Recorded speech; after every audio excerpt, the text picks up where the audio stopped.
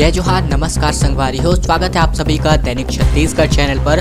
आज की छत्तीसगढ़ प्रदेश की जो भी महत्वपूर्ण खबरें निकल कर आ रही हैं, एक एक करके महत्वपूर्ण खबरों को हम आपको फटाफट अंदाज में बताने वाले हैं। सबसे पहली बड़ी खबर से शुरुआत करें, जहां पर भाजपा कांग्रेस नेताओं में एक हाई वोल्टेज ड्रामा देखने को मिला है। बीते दिन भाजपाइयों ने सांसद बैच का काफिला रोका तो वही कांग्रेसी इस पर टूट पड़े।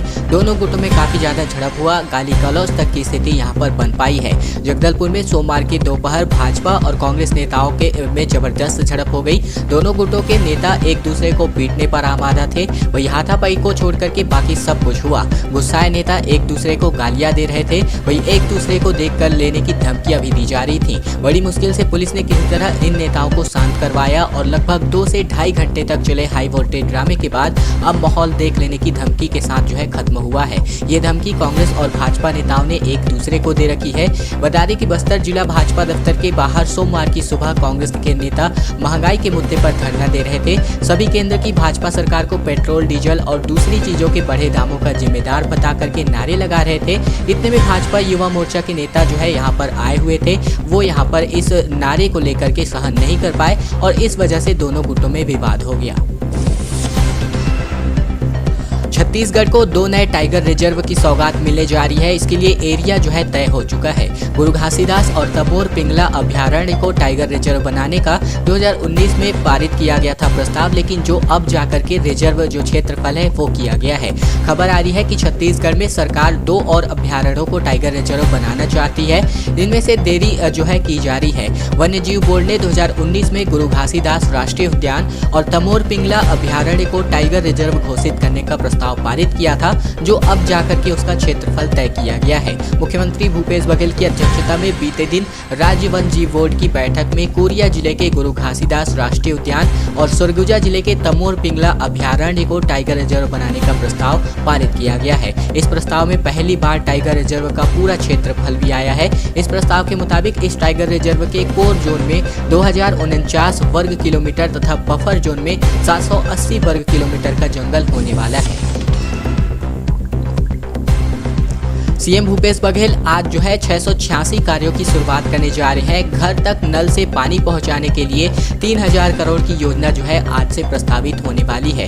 जल जीवन मिशन के तहत 686 कामों की शुरुआत मुख्यमंत्री भूपेश बघेल आज के दिन करने जा रहे हैं। वर्चुअल माध्यम से इन कार्यों की शुरुआत के साथ ही प्रदेश के 39 लाख घरों तक नल से पानी पहुँचाने की योजना एक बार फिर से शुरू हो जाएगी। इससे पहले 1,88,000 घरों तक पानी पहुँचाने का टारगेट रखा गया है। पहले चरण की योजना में 3000 करोड़ रुपए खर्च होंगे।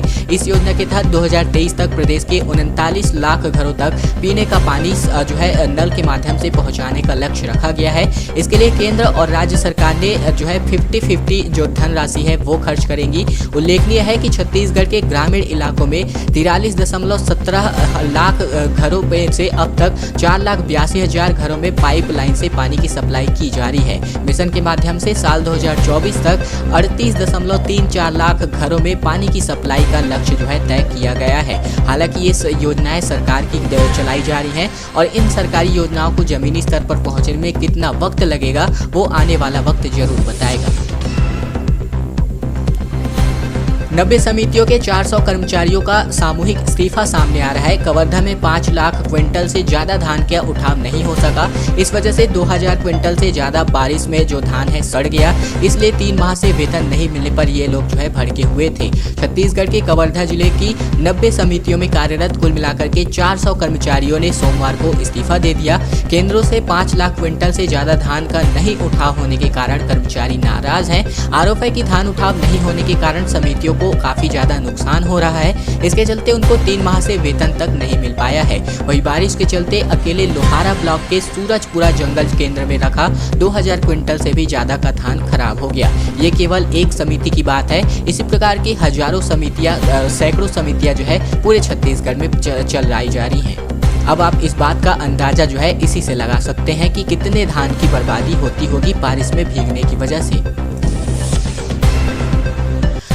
घोटाले का मामला जो है एंटी करप्शन ब्यूरो यानी कि एसीबी के पास पहुंच गया है। पाठ्य पुस्तक निगम में गोलमाल की शिकायत लेकर के भाजपा नेता पहुंचे।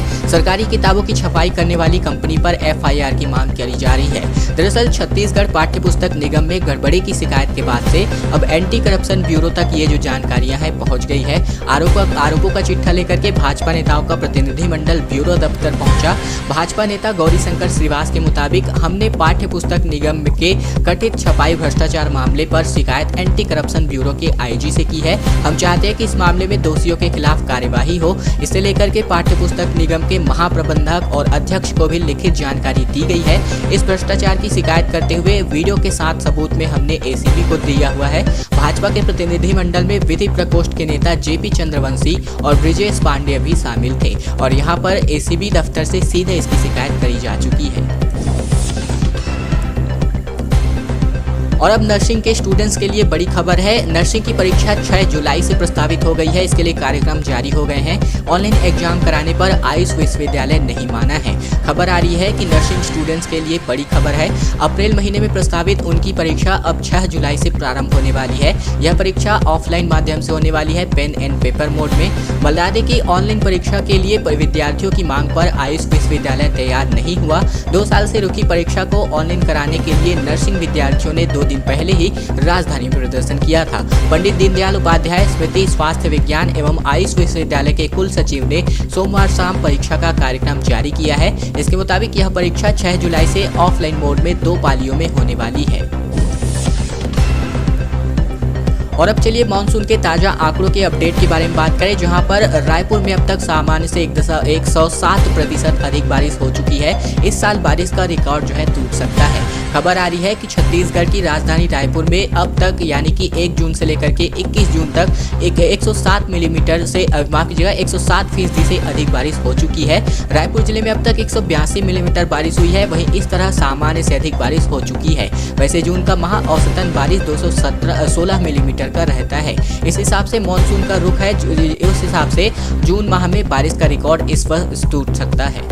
मौसम विभाग के अनुसार प्रदेश में 15 जिलों में लार्ज एक्सेस, 9 जिलों में एक्सेस और 3 जिलों में सामान्य बारिश हुई है। प्रदेश में सबसे अधिक बारिश कोरबा जिले में हुई है। यहां अब तक 286.6 मिलीमीटर बारिश हो चुकी है, जबकि अब तक 89.1 मिलीमीटर बारिश यहां पर होनी थी प्रति वर्ष के औसतन के हिसाब से।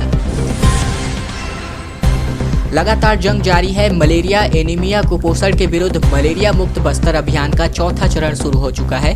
बस्तर संभाग में मलेरिया को खत्म करने के लिए मलेरिया मुक्त बस्तर अभियान के 4थे चरण की शुरुआत हो चुकी है। 15 जून से 31 जुलाई तक चलने वाले इस अभियान के 4 दिनों में स्वास्थ्य विभाग की टीमें 1,28,000 से अधिक लोगों की मलेरिया जाँच कर चुकी है, जिनमें से 1,066 लोग संक्रमित पाए गए हैं, जिनका इलाज किया गया है। वही मलेरिया मुक्त बस्तर अभियान के असर को देखते हुए राज्य के 21 जिलों तक इसका विस्तार किया जा चुका है। मलेरिया, एनीमिया और कुपोषण को खत्म करने के साथ ही इस अभियान के जरिए शिशु और मातृ मृत्यु दर में कमी लाने में मदद जो है साबित हो रही है। तो ये एक मेरे ख्याल से बहुत ही अच्छी अभियान की शुरुआत जो है की गई है। और अब चलिए अगली बड़ी खबर की ओर रुख करें। उससे पहले हमारी एक छोटी सी प्रार्थना आप सभी से, अगर आपको यह वीडियो पसंद आ रहा होगा तो इस वीडियो के नीचे लाइक बटन है, जिसे दबा करके आपको इस वीडियो को लाइक कर देना है। लाल कलर के सब्सक्राइब बटन को दबा करके आपको इस चैनल को सब्सक्राइब कर लेना है। वही घंटी को दबा करके ऑल नोटिफिकेशन को आपको सेलेक्ट कर लेना है, ताकि प्रतिदिन की महत्वपूर्ण खबरें बिना किसी रुकावट के छत्तीसगढ़ समाचार रोजाना हम आप तक इसी प्रकार से पहुँचा सकें। और अब बात करते हैं कोरोना के कारण स्कूलों के अस्तित्व पर संकट मंडरा रहा है। 44 स्कूल बंद हो चुके हैं और 30 अन्य स्कूल जो है बंद होने के कगार पर आ चुके हैं। कोरोना संक्रमण काल के चलते कई वर्षों से स्कूली शिक्षा कोविड से मुक्ति के लिए तड़प रही है। ऐसे में फीस के अभाव में आर्थिक संकट के चलते स्कूलों के अस्तित्व पर संकट आ गया है। विद्यार्थियों से 100% शुल्क न मिलने, प्रवेश कम होने और बढ़ते स्टाफ के खर्च को मेंटेन नहीं कर पाने की वजह से जिले के 44 निजी स्कूलों के गेट हमेशा के लिए बंद किए गए हैं। इन स्कूल प्रबंधकों ने जिला शिक्षा विभाग को पत्र देकर के इसकी सूचना की है। इसके अलावा 30 अन्य लगभग जो स्कूल है वो भी बंद होने की कगार पर आ गए हैं। यहाँ अध्ययनरत 8,000 से ज्यादा विद्यार्थियों को परेशानियों से अब जो है जूझना पड़ रहा है स्कूल बंद होने की वजह से।